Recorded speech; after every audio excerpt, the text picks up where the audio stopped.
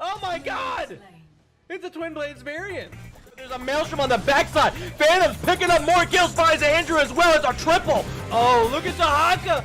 Finds the Abathur top lane 6. Great Ring of Frost connecting onto 4 members. We might have a comeback for the ages. You hate to see it. You hate to see it. Will they be able to escape? ETC does fall. What a counter attack by Regen Red, and he's gonna barely get away with his friggin' teleport ability. Holy shit! That was really spicy.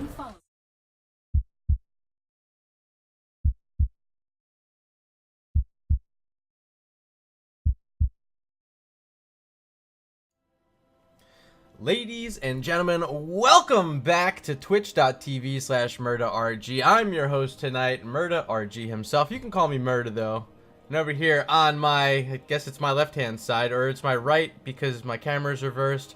Or if you're looking at it, it looks like it's your right. But either side, it's Btrain. Welcome. Thanks for coming back, man. Absolutely. Was totally looking forward to this. We kind of set it up. We have maybe a special Tuesday night schedule of the Murda Btrain duo bonanza, and it's going to be fire. So first action in this double header tonight is going to be the Found Vikings and Do It Right, a Division C East matchup. Found Vikings so far undefeated early in this season, Btrain. Yeah, I've had the pleasure of playing with pretty much their whole team. Pretty good friends with a couple people, and they are fun to play with. They enjoy themselves. They're all pretty decent, and being undefeated proves that. And I want to see them try to continue, but they've kind of got a tough matchup against them tonight. Yeah, so going up against Do It Right, they've played a few more matches so far. I think this is actually Do It Right's fourth match of the season. Already here in week 3, played one of their flex matches. But I'm excited to see if they can get to some of their winning ways, because they're 4 map wins and 5 map losses. They're kind of in the middle, floating around that 500 mark, and they've put up some wins against some pretty decent teams so far. Yeah, I casted one of their games this weekend, and they looked phenomenal in their first game. And if I recall the teams right, I think they had to flip once or twice, but I'm pretty sure they ended up losing 1-2 map score to Wood League. But Do It Right looked good, and just a couple of things kind of fell against them, and ultimately it went downhill from there. But looking to bounce back here, they're probably going to be super invested into this one. Yeah, absolutely. We're looking here at our first draft. They launched the game, and it's going to be Towers of Doom. Found Vikings, Do It Right. And I believe, first to ban will be the Found Vikings. This is the map selection of Do It Right. Yeah, and I don't know what the map bans were, but if Do It Right did any homework, I highly anticipate Volskaya was banned against the Vikings. Interesting. Yeah, I've seen so many teams, of course, last season as well, picking Volskaya Foundry. If indeed that was the ban, would be very interesting. If anyone in chat does know what the map bans were for this match, feel free to let us know, and we'll share that information along with the rest of the viewers here. But so far, we're looking at bans. It's Varian banned away by the Found Vikings, and Maiev banned away by Do It Right. Now, Maiev is banned quite often, but these teams are target banning. Varian is what my team banned against Do It Right. They play really well with Varian. They play well around it. And yeah, banning the Keltis, that's also another targeted ban. So both sides have done their homework.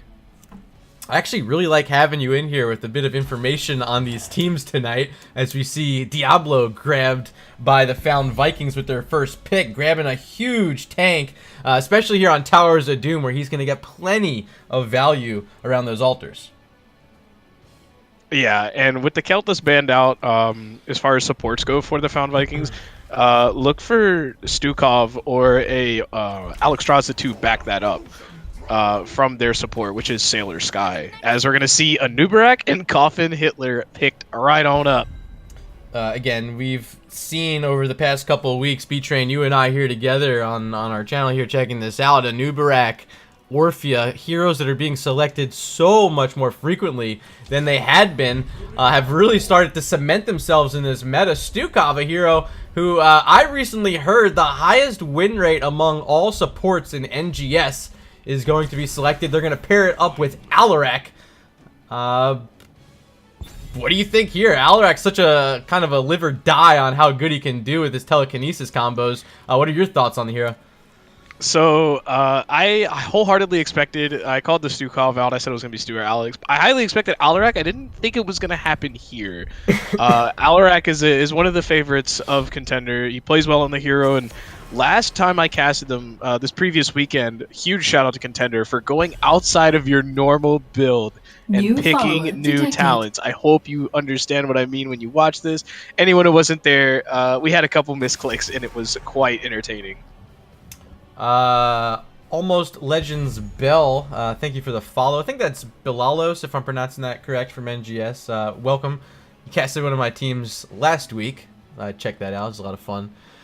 So thank you for being a viewer tonight. Zagara, the final ban from the Found Vikings, and now we're looking at 2 picks for Do It Right. They want Malthiel, and still with 3 seconds left deciding where else to go. Still looking for a support.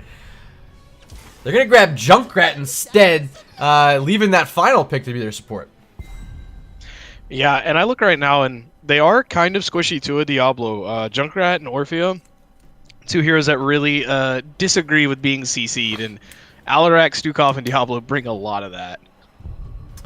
So seeing the Malthiel, maybe they don't want to go something like a Yarel or a Blaze for the offlane, maybe something a bit nicer into that matchup. Dahaka can do the trick because of his burrow, being able to dodge that last rights whenever he wants. So I like the Dahaka pick. Mephisto also pretty interesting too. But is Mephisto damage going to be enough here? I don't know. It depends on how well Cyan can play the hero, but is there enough finishing power available here for them? I think so. This is a combo I saw on Saturday when I casted them. They busted out the Mephisto, Diablo, Stukov trifecta. I think Contender played a different hero in that matchup, but for the most part, the Mephisto was pretty phenomenally played over the weekend. So I expect that they have the damage. It's just right now I worry about their coordination with such another high damage output team. All right, chat, you've seen these drafts, and now it's time to make your decision on who you think is going to win this match. If you're here and you think the Found Vikings will take Towers of Doom, go ahead and throw out hashtag TFV in chat. And if you want to vote for Do It Right, throw out a hashtag DIR. I'll tally up the votes, let you know who you think's going to win, but if I had to guess, I think I do like the draft on the left-hand side from the Found Vikings. If they can pull this off, it could be pretty good. I think the Haka, especially here on Towers of Doom, going to get a lot of value. Yeah, and the Stukov going to be able to provide a lot of sustained healing with the passing around of the pathogen. And as long as the CC chains are correctly done, you know, abilities aren't wasted in places before they're supposed to be, I believe that they have plenty of tools to take care of these fights. But in you know, those quick burst engagements, I think this actually could go either way.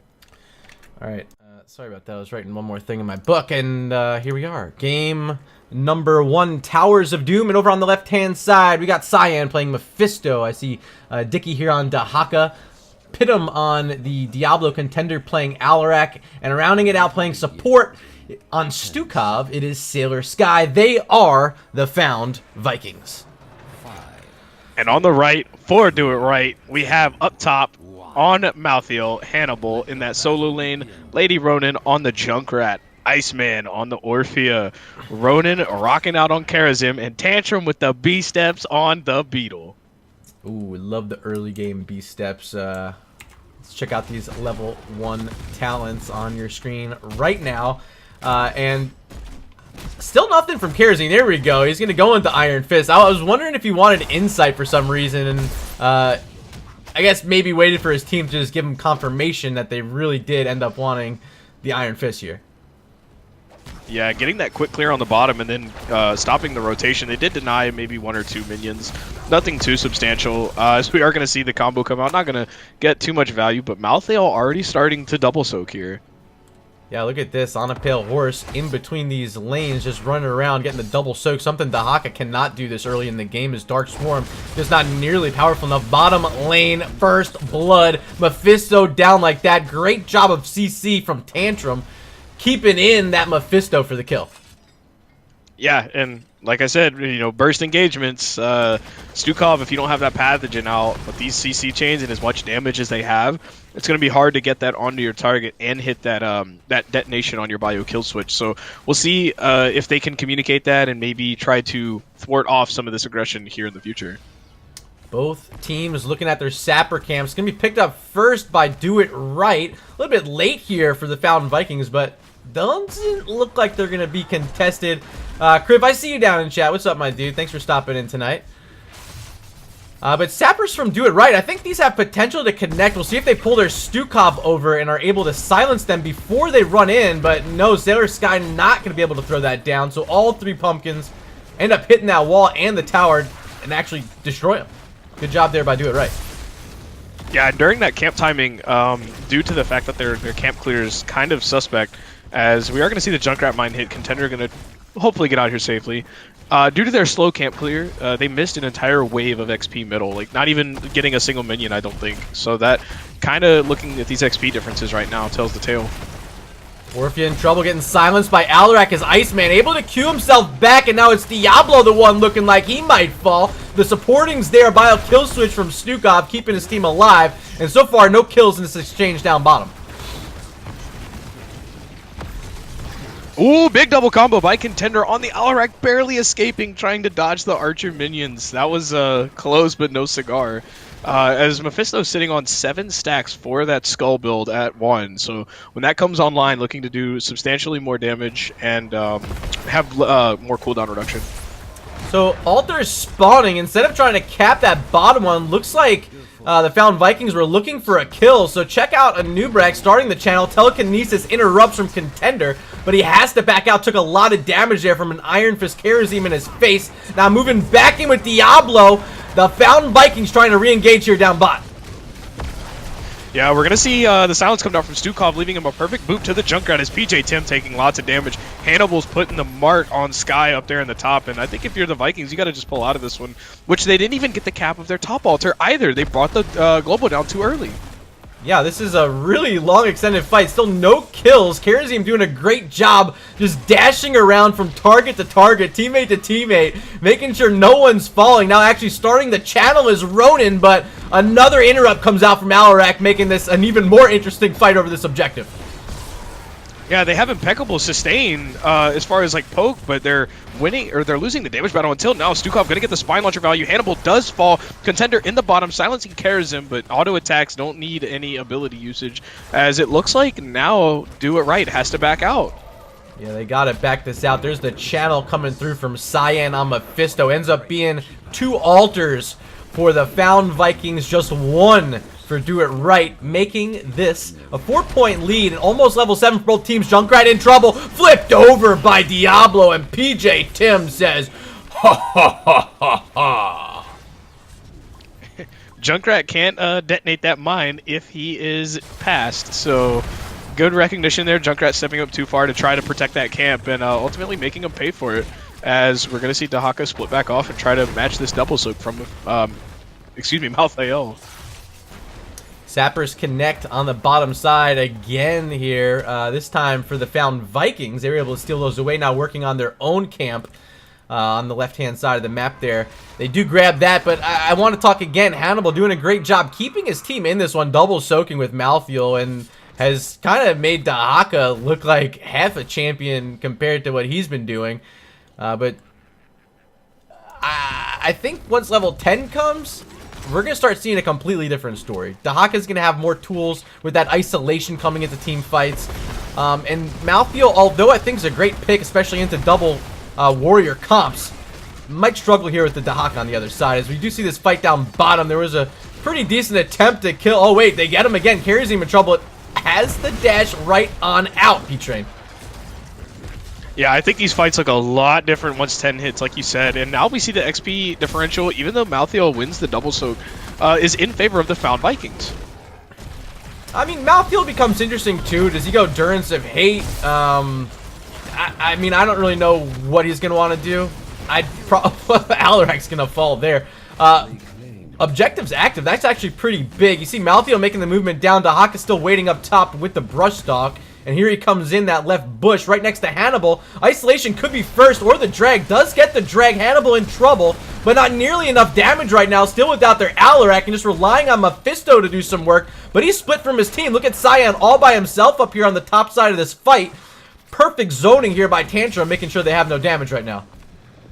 Yeah, Cyan getting that quest done, but it's not complete yet as PJ goes in super deep, gets the stall, but pays with his life. Alarak is finally here, and the fight is still 4v4 with that unfortunate death from Diablo. Diablo pays with his life and his souls, back up in just 3 seconds, but going to be significantly weaker with a far lower health pool. We'll see if he can be effective in this fight over this objective, but I'd imagine once a bit of a regroup comes out here from Do It Right, they're going to walk right back in here and take this objective away. Level 10s are approaching for both teams, but I really don't suspect either team will have it by the time this objective is said and done. Yeah, Orphea putting out the damage on Dicky. We still see Ronan zoning out at the top. Cyan still kind of off from the team. Level 10 just around the corner for both these teams as the big Impale comes out. Falling low is Dicky. Gonna have to burn that burrow. Stukov trying to put the silence down to split off the members. Cyan still basically full HP, just getting free poke on the backline as Lady Ronan has 90 health and falls. Yeah, Diablo's still in trouble. Big burrow charge, but barely missing Diablo. And PJ Tim, he's able to walk back behind his wall. He will survive this. Level 10s are now here for the Fountain Vikings, locking in a few picks, including this Counter-Strike. We'll see if Alarak can get value in this. And yeah, the pick from Mephisto, it's Consume Souls, Btrain. An adaptation from Dahaka, an interesting pick here. I wonder if this is just simply to deal with the Malthael on the other side. Even though I'd probably still like having the isolation, walk out, find that Junkrat while he's pulling a Riptire. I don't know, we'll see if it pays off, but it will be the adaptation. We'll see if Dicky can make it work. Contender gets booped over the wall by Junkrat and is going to pass here ultimately. Lady Ronan just kind of stalling this out. But I do think the camp did go over to the Found Vikings. I didn't know if his team was going to be able to maybe destroy a sidewall, but no one came to help, so it ends up being just a really good Junkrat mine by Lady Ronan, which is what first sent Alarak over that wall in that position. Good job by him. Now we might see a potential invade coming out here. Do It Right, stepping right on top of this enemy Sapper camp, and Tantrum still in here. Throws out a cocoon on Stukov, looking to put the damage on Malthael's here. Here comes the Riptire and Diablo right next to it. He'll fall. Looking for more now is Stukov. He's down a double kill for Do It Right. Yeah, we saw Diablo trying to go burn that cocoon. Not the quickest damage dealer there, as it's per tick, not actual HP. And we saw immediately Ronan kicks in on the Kerosene and delivers 7 different kinds of smoke as Diablo just drops. Fantastic Riptire by Lady Ronan, knowing that her team was pulling that fight, able to just rip it right away, finding the early kill on Diablo, and, you know, peeking back at his souls. He's still only sitting at 40 with another objective spawning, a double altar phase. They're going to really need their Diablo to step up in this fight if they want to be able to keep themselves ahead in this matchup. And Consume Souls was also burned fighting for that camp, so it's something important to note. Looks like they're just traded out here. Both teams content with even sacrifice. We're still sitting even on these bell towers as well. 3 apiece still in their original positions, and haven't really seen a tremendous amount of sieging at all this game. Yeah, and like just from a viewership standpoint, it feels like the Found Vikings have been just kind of getting, you know, kind of run over here these past couple minutes, but they're actually ahead in tower shots. Looking for this fight in the bottom. Contender putting out a lot of damage, but 7-sided strike barely did anything from Ronan because the Hawk is there. He had Essence. Riptire once again from Lady Ronan's going to lead to a double kill, and they might get more because Mephisto's completely stuck in here. Burrow charge over the wall by Tantrum, and Pale's going to connect for another stun, and Mephisto will fall once he pops back from that shade. See ya later. Yeah, and we saw the 7-sided come out, and the main thing you want to do for 7-sided is you want to stack, because it splits among heroes, and if there's only one, that's where it gets the value. And we saw the Alarak and the Dahaka stack for that. Adaptation was burned as well, but I really think, you know, the adaptation is great and all, it lets you survive, but ultimately I think that that isolation could absolutely have decided a bunch of these fights, even up to this point. Definitely can be a bit more playmaking as we see Contender attempting to be that playmaker. Still looking for the telekinesis pulls on this Anubarak and Junkrat. There's a concussion mine, however. It's landing on Diablo, and PJ Tim getting assaulted by a 7-sided strike from Karazim. A big pickup, and Diablo dead for 30 seconds means that Do It Right can stay in this bottom lane. Sappers are already here, Btrain. Yeah, getting bumped by the grenade yet again from Lady Ronin. Absolute expertise. As we're going to see the counter-strike, and the Orpheus ult comes out, going to land onto Dicky, is going to dig it. Last rights on Contender. He is going to fall. Sadism reset as Hannibal getting out.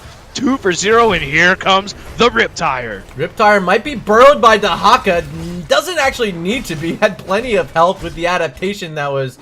actually, that was just Essence. Still has adaptation ready to go. We see an altar down bottom, but... Wait, does Do It Right even know there's an altar there? Instead, they're moving to a sapper camp, leaving it wide open, and Stukov gonna make the move.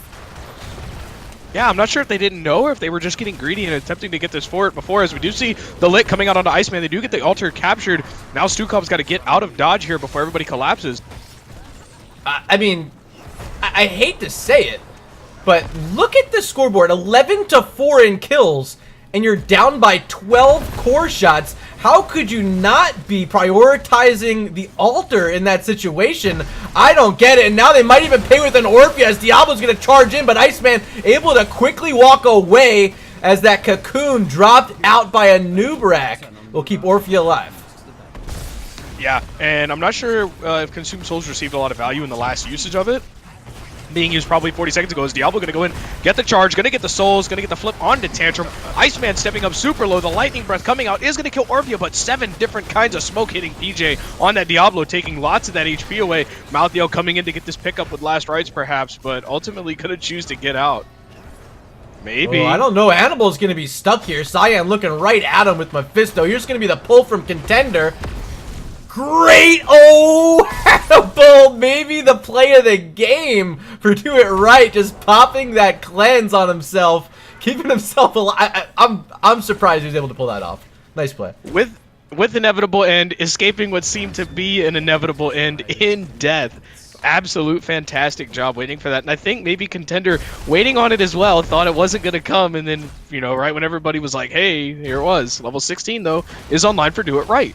Yeah, they got to defend against Sappers down bottom, a triple altar phase, and they're also down a bell tower, so this is a really big potential swing here. If these Sappers can cross the line, trying to hold them steady is Orphea and Karazim, but if you end up crossing, we have altars active right now. Anubarak top right channeling, Dahaka top left channeling, everyone else from the Found Vikings walking to the bottom. We'll see if they can capture that as well, but I mean, we're looking at single-digit core health now for Do It Right. Yeah, and this map is one of the late game ones. As Contender going to get caught out the mine a little bit late from Junkrat. Iceman falling low, going to start taking tower shots here. As the last minion did die, we're going to see the big double impale come out, and Consume Souls is going to be burned. Not enough to kill Ronin, as we see 2 of those towers, or temples, or shots, or whatever, get taken from the Found Vikings, putting the core health of Do It Right down to 8. Got those level 16 talents on your screen as we're here in the bottom lane trying to watch Do It Right regain control of this bell tower they lost earlier. They have 4 heroes here. Here comes Dahaka to be number 5, and there's going to be a fight breaking out down here on the bottom. The big silence coming through from Stukov as we get the lick and the overpower, but no more is Malthael. Ronin falling low is going to escape as Cyan going in. What a unit, getting turned around on with the 7-sided in the kill zone. A greedy play turns out bad. Yeah, they're going to get a nice kill at the end of the fight there. Now 12-8 in their favor, but still down by 21 core health. Or Do It Right, they need to find a way back in here, and not having this bell tower is not making their job any easier. Absolutely not. Getting this death grip on the bot lane is something that HGC teams did back when it was around, and you know, everybody started adopting that strategy and a little bit more organized play, and it works fantastically. If you hold on to this bottom lane, you can be, even if you flop the situations and say the Found Vikings is Lady Ronin barely escaping, the cocoon does come out, Tantrum getting the engage here, noticing that Dahaka is gone, 7-sided strike, the Riptire, and those swipes from Stukov are going to be enough. We do see a contender finish that quest, going to get the big counter strike onto 4, Oh! and the triple silence. So much self-healing coming out, but is going to fall. Sky has no mana and is getting chased by Tantrum. I mean, I'm sorry, but altars, they're active again. Look at Mephisto channeling Dahaka with the brush stock in. Mephisto, or excuse me, Malthael, the only one who could probably stop this. He'll get there in time, but the rotations are so late. Malthael's gonna pay with his life here. Oh, good save by Kirazim. Gotta watch out for the 7-sided. It's off. It's actually still on cooldown, and Sion gonna get the damage out here as this bell tower will end the game if it is taken by the Found Vikings. Diablo gonna set up shop, dropping the lightning breath, dropping 2, getting the CC, the silence, and the lick from Stukov. The coming out, gonna secure the kill onto Iceman. Lady falling low, 156 HP as only one more kill is needed. But even without it, it looks like the Found Vikings are gonna secure this game. What a game indeed. You don't often win by 29 core health while losing in the kill department. Definitely a unique win there for Found Vikings. Especially with the seemingly more aggressive comp as far as like win harder heroes are concerned too. So yeah, that was an incredibly interesting game.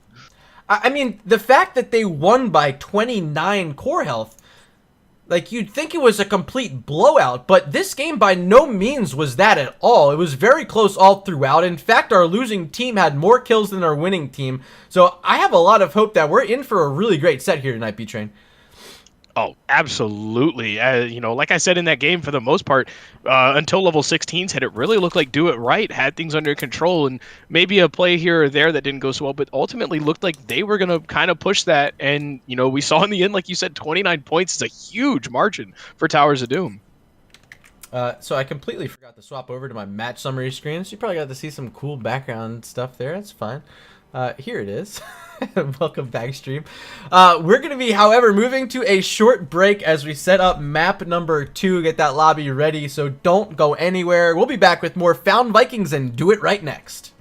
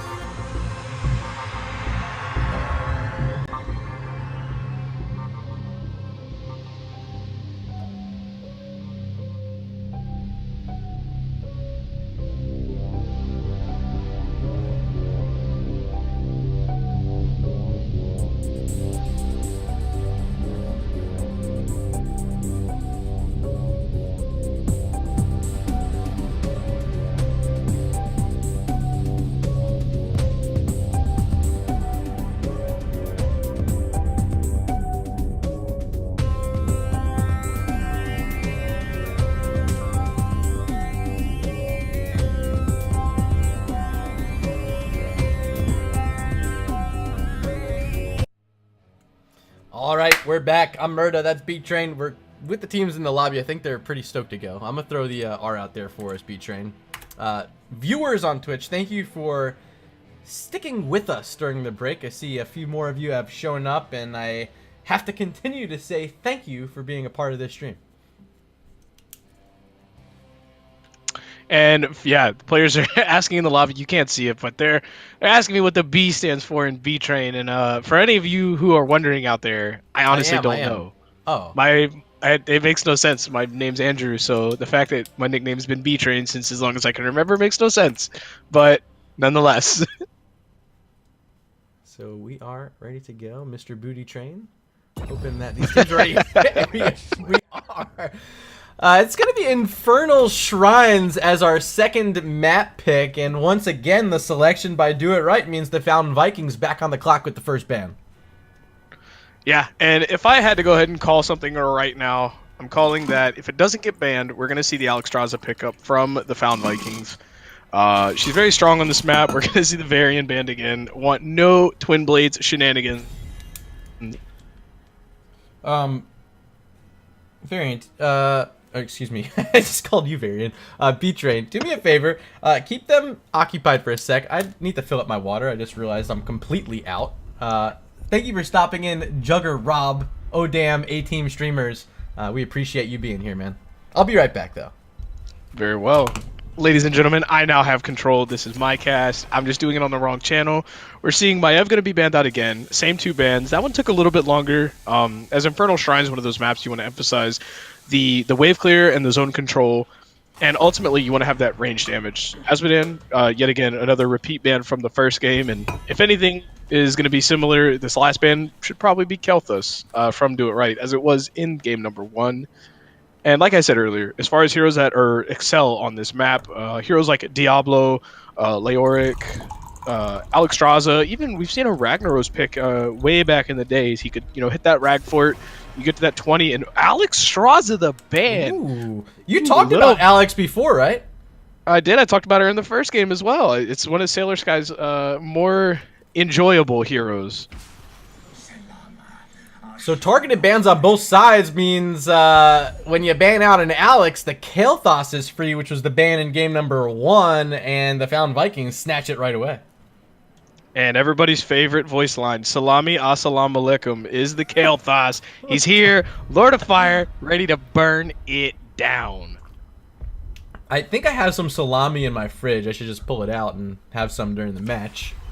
There's going to be a new Brack once again for Tantrum, and Ronin going back to the Kharazim. Are we happy with this? I think it worked out pretty well in the kill department, but what do they need to change bringing back these same heroes? So, a little bit of background information on Do It Right from my personal experience.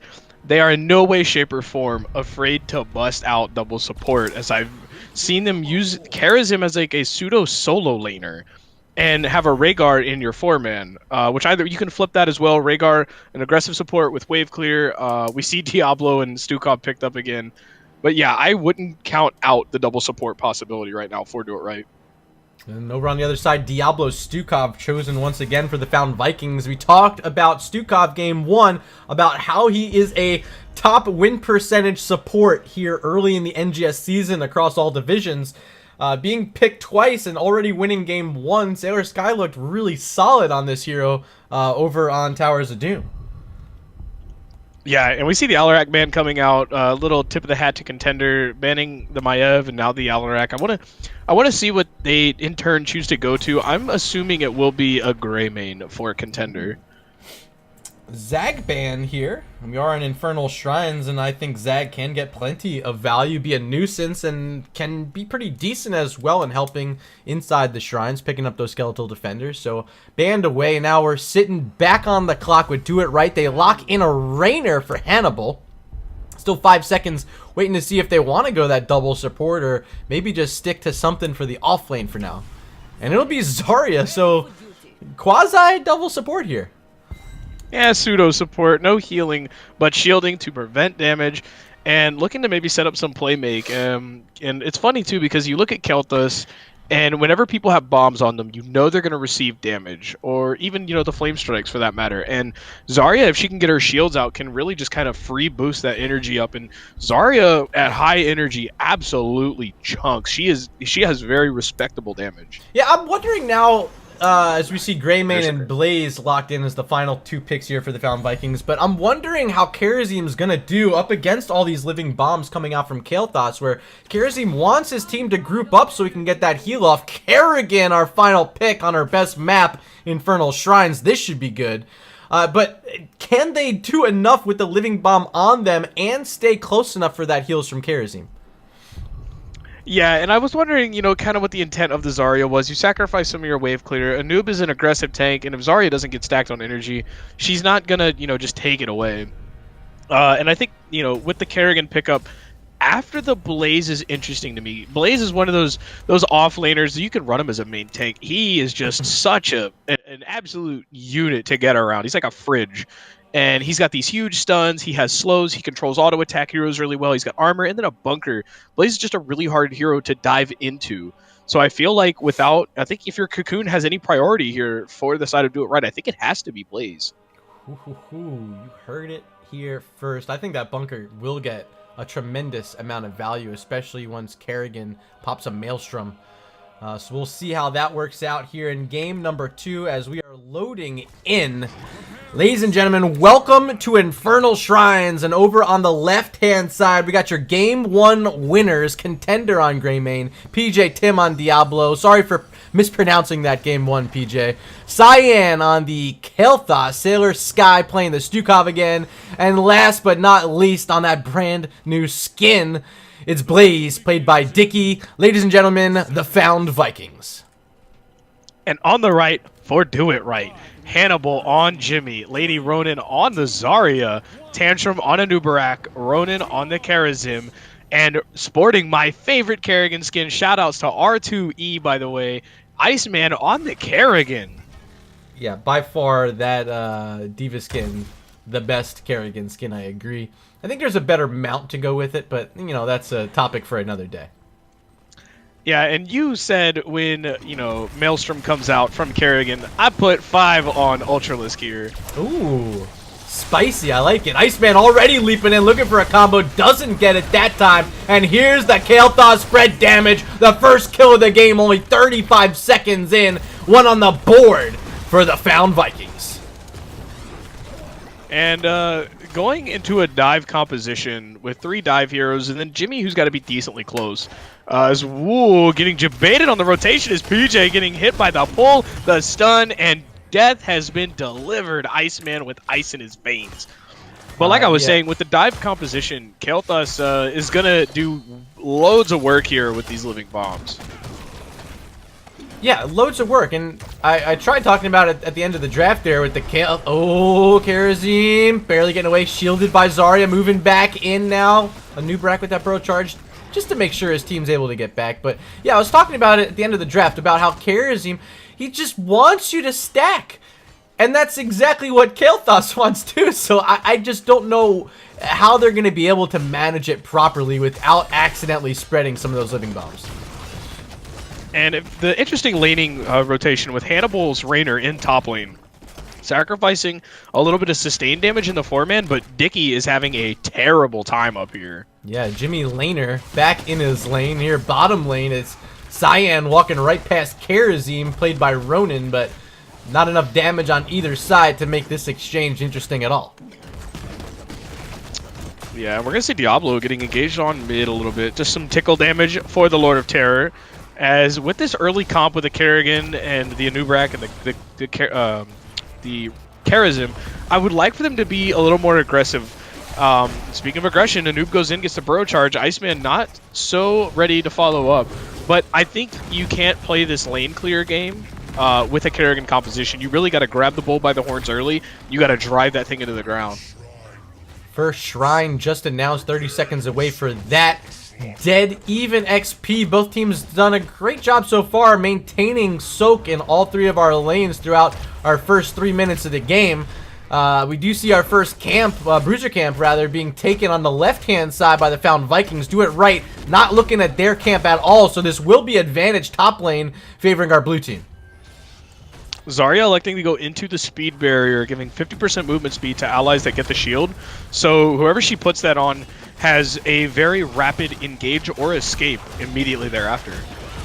Here come the defenses for the Found Vikings. Blaze the last one to show up, and you see how much value so far they're getting out of their Kerrigan. Iceman hopping around. They're sitting at 23. Now finally Kael'thas here throwing out some flame strikes, but no targets yet for Living Bomb as Diablo walks in the pit. Damage early on a Nubrak. Big charge by Diablo, but that burrow charge is going to send Tantrum right back out, but Greymane not letting the Beetle get away, or does he? Tantrum's still able to scoot out of this fight. Yeah, and the big beefy health bars of these tanks really setting up the front line, and Tantrum really hates getting punished by auto attackers, and Nubrak always kind of had an issue in that department. Rainer's getting in the damage. Cyan actually falling super low. The engage could go out here, but it turns instead onto Ronin. Diablo kind of split away with no Kael'thas around, and actually at 30 to 31, 33 now, so these teams super close on the Shrine. Tantrum's going back in, burrow charge on top of Diablo, but he's very low on health, and a Nubrak first to fall in the fight. Kael'thas with a big flame strike hitting 3, and they might pick up a double kill on Kerrigan, but the Zarya shield was enough to keep Iceman alive, as well as pick up the first objective of the game, and this is exactly what Do It Right struggled with in game number 1. It wasn't the team fighting, it was picking up the objectives. Yeah, and that top camp, unfortunately, got cleared out by the towers at the wall there. And normally we don't see that happen. That thing usually just blows through forts if it goes unchecked. So they did get a little bit of value in the top lane. XP is pretty even, and they did lose their wall here on bottom, which is about as much as you expect from that first Punisher. And now we have an invade coming. PJ Tim leading the way, and he's on top of that, able to push off Kerrigan and get the kill with the silence. Means Zarya's down as well, a double. A Nubrak being slowed, and that should be 3 with the flame strike. No, gets a little bit of spell armor. Tantrum survives. New follower detected. Yeah, and without Raynor there and the ability and playing on the back foot with a Kerrigan comp, not the greatest feeling in the world, especially when there's a big purple gooey silencing circle underneath your feet and you can't escape. Stukov giving maximum value on that camp invade. I want to say welcome to the stream to Rossi. Thank you for the follow. Following the action at mid as Do It Right are trying to catch up in XP, now down a half level after a few kills, and bit better siege on these walls. You see a few turrets falling down here on the bottom. We saw one had fallen earlier to that bruiser camp during the first objective phase. So these little bits are adding up to a slight lead towards level 10 right now for the Found Vikings. And we see the Vikings getting another camp taken out here on their left safe side, and with Kerrigan still middle, if nobody shows, they could realize that they're on this bottom camp. We'll see if they choose to come for it. Greymane's on his way down. He's going to stop at the wave, but Contender's likely... Nope, he's going to actually back away. I thought maybe he'd want to walk in that vent and take a look, but perhaps wisely so, not doing that. And we see Jimmy come down from the top lane in this vent. The pings come out. We see 5 rotating mid here, and Blaze is still top clearing. So close to level 10, you'd hate to see a fight turn south for the Vikings right now. Cyan taking some damage, but had a little bit of shielding of his own to make sure he's not taking any damage there. Ronin was the one getting assaulted, but Kerzim has been nimble over these past 2 games for Do It Right, and Ronin once again will be able to survive and make his way out of that one. No bunker. Interesting. Combustion is the play for Blaze. We got go for the throat swipes from Stukov. Still waiting on Diablo and Kael'thas, and also still waiting on Do It Right to even hit level 10 to begin with. So, interesting play to watch here with the Combustion pickup is Combustion has a wind-up time, and during the wind-up time, for every amount of time that passes in an increment, which I will get for you, channels 1 second up to 5 seconds. So yeah, while channeling that, if Blaze is stunned during that period of time, it actually will launch the ultimate at whatever channel amount he's at. So if he's channeled it for 1 second and gets hit by a stun, which there are a plethora of, it will early cast that Combustion.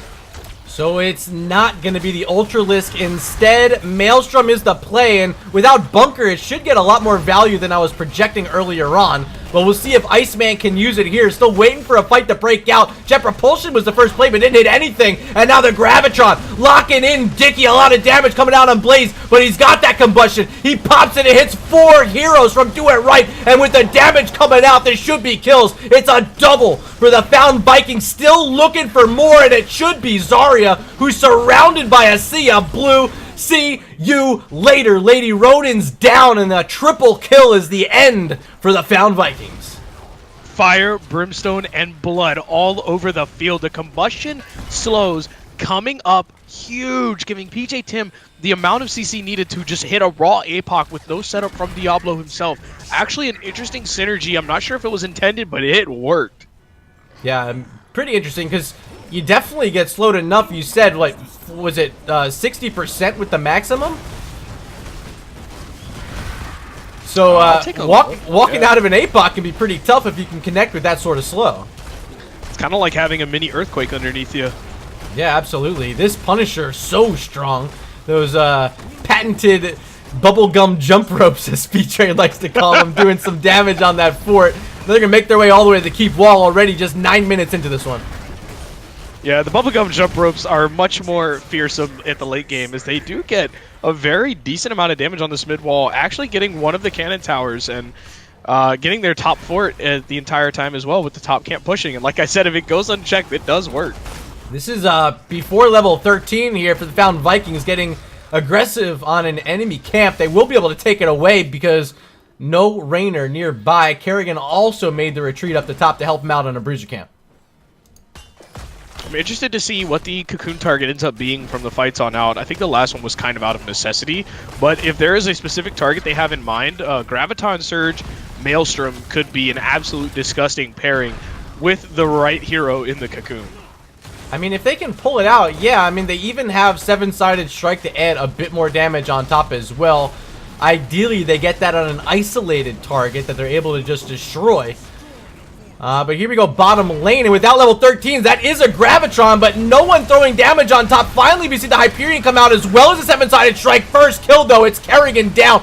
Didn't even get to cast the Maelstrom, and 2 heroes are dead for Do It Right. Could be more as Karazim falls. Now a Nubrak surrounded. Burrow Charge trying to get away, but with still these heroes here, Tantrum might end up falling after all.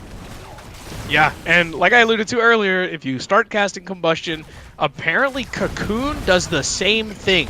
When he got Cocooned, it actually set off the Combustion, giving out enough damage and slows to give value beyond getting Cocooned in that fight.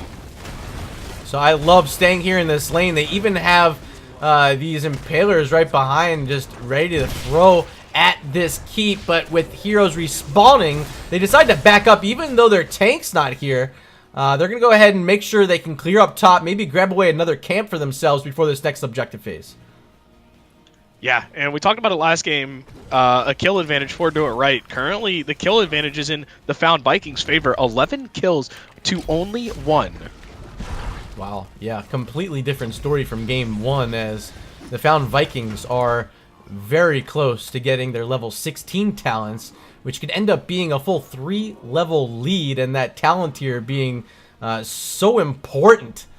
Probably the most important talent tier, in my opinion, is that level 16, and we'll see if they can use it to their advantage with this next shrine going to be active up top. They've already gotten through all of the outer forts, so this is going to be threatening a keep if they can pick it up. Zarya still, okay, finally picks up the level 13 talent, gets the Unstoppable on her personal barrier, so she can now, with correct timing, tank those Blaze stuns, as Blaze is almost done with Grill and Kill, and fully building into thermal protection and the jet fuel leak, is going to be looking for the big I like this. I like this a lot. Knowing they can't contest this objective, knowing they have a Zarya and an Anubarak, the push is starting to come out from Do It Right, and this is going to get a lot of value. I need to start seeing some backs coming out right now from the Found Vikings, because look at them. They're heading right to a keep wall, and if I'm them, I'm not scared of anything, because this is Zarya and Anubarak, and they can sit on these walls and allow Rainer and Karazim to do as much damage as they want. Yeah, but they're with not that going to make camp it. pushing against their top lane, they are forced to back. I don't know if they needed all 5 to go, but if this camp was to go completely unchecked, it would have done probably enough to get one of these towers, and it still might. It does. And this Punisher is ever so that more powerful due to that lack of a tower now. Tantrum out in front of the wall. Luckily, the Punisher did not see him and didn't go ahead and leap before getting over. But it looks like Zarya will try to bait it. Here it comes.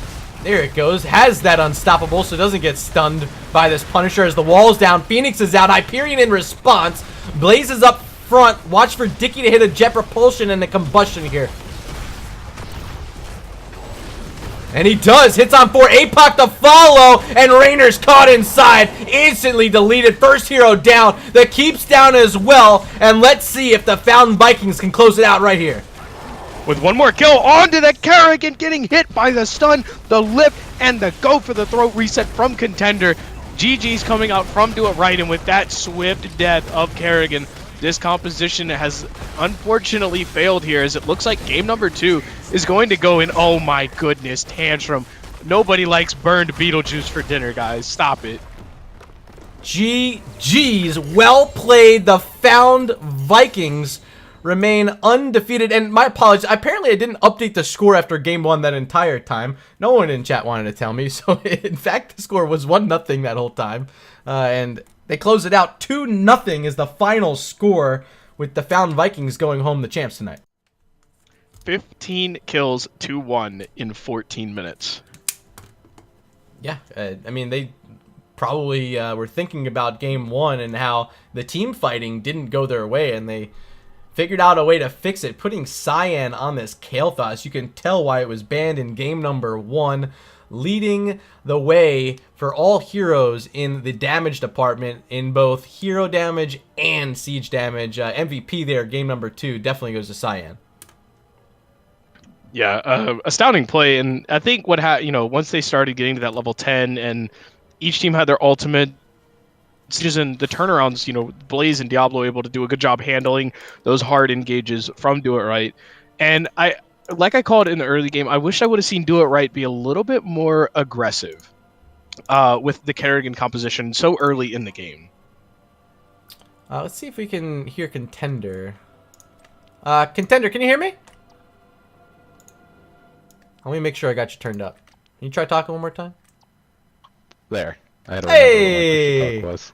So, ladies and gents, we got Contender here for an interview. How's it going, man? It's going pretty good. Was a rough match in the beginning there. So let's talk about map number 1, Towers of Doom. I noted during the cast after the match had ended, but you guys won by 29 core health and somehow managed to lose in the amount of kills during that game. That was just with our heroes. Alarak with his level 1 talent that extended range. You can lightning poke the tower forever. Mephisto can poke the tower forever without really much trouble being able to teleport in. And Stukov with his silences and Pustulas can poke the tower forever. So we just had a whole lot of delay, so they could never get a channel off there in the beginning when they had their strength. Then towards late game, when our assassins started turning on, we were able to just start winning all the objectives. So tell me, did you guys figure out the secret about how strong Stukov is right now in NGS, leading all supports in win percentage? That's just our support. She's good on whatever she plays, even though she won't tell you herself. We've been running Stukov for quite a while, actually. Well, certainly adding to that win percentage tonight with Stukov picking up 2 wins is good old Space Hitler, as I like to call him. But go ahead and let's talk about we got through Towers of Doom, and I agree that was probably one of the most exciting matches you're gonna see there in terms of like an even match, but a completely lopsided score. But game 2 we go to Infernal Shrines, and it's a completely different story. What changed during the break? Infernal Shrines is our favorite map. Okay, simply put, their favorite map. Btrain, Yeah, anything we have a lot of practice there, so when they picked it, we were like, oh, well, that's what we were going to pick if we lost, so thanks. I was just curious about the map bans. What did they ban Volskaya against you guys? I've seen you guys go there quite often. They did ban Volskaya. Okay, that's what I figured. And I said it when I saw that Volskaya was in neither of the maps. But in your game one, I only have one question about Alarak. You chose to go with the Lightning Barrage at 16 instead of Lethal Onslaught. Can you explain the decision behind that a little bit, maybe? I'm never gonna live this down. No. But like, hey, we talked about game one. You guys had incredible poke. Game two, my worry for you guys was, especially with such an aggressive composition, that they would kind of, try to snuff you guys out early. You did a fantastic job turning it around. And in the game two, you guys were super aggressive. You played well, but I want to kind of know the thought process behind. I told everybody you only played 3 heroes, and two of them were banned, so of course you had to pick Greymane. But you guys went Combustion. And I was sitting here thinking it was going to be bunkered the entire game. Honestly, Combustion, it has a large amount of zoning potential, and with the KT zoning, aside from that, plus we don't have a whole lot that we need to hide from with their comp. Like with Bunker, the main thing is to avoid a wombo combo, but they didn't really have one. So, detected. like, there was not really a whole lot of reason for us to take it, and also we're not as well practiced with Bunker. Yeah, and especially it lost a lot of the value now that you have to have a channel to get in. Back before, when it was just right-click, instant enter, that was really busted. So the Found Vikings now remain undefeated, 3 straight dominations from my calculations here. What is in the path of stopping you guys being the #1 team here in Division C East? Winky face. Oh, I'm sorry. I completely didn't even have my push talk down, so Contender didn't hear my question. Let me repeat that one more time for you, man. Sorry.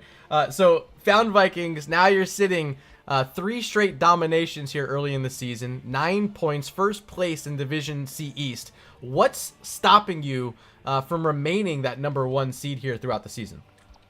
It's Winky face. Done.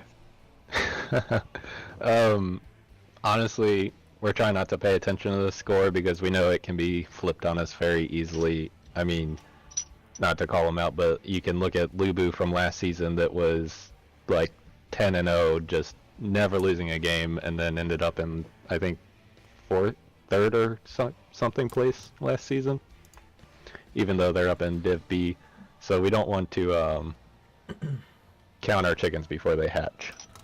So, is it right now just the Winky Face matchup you're most anticipating as being probably your strongest opponent remaining?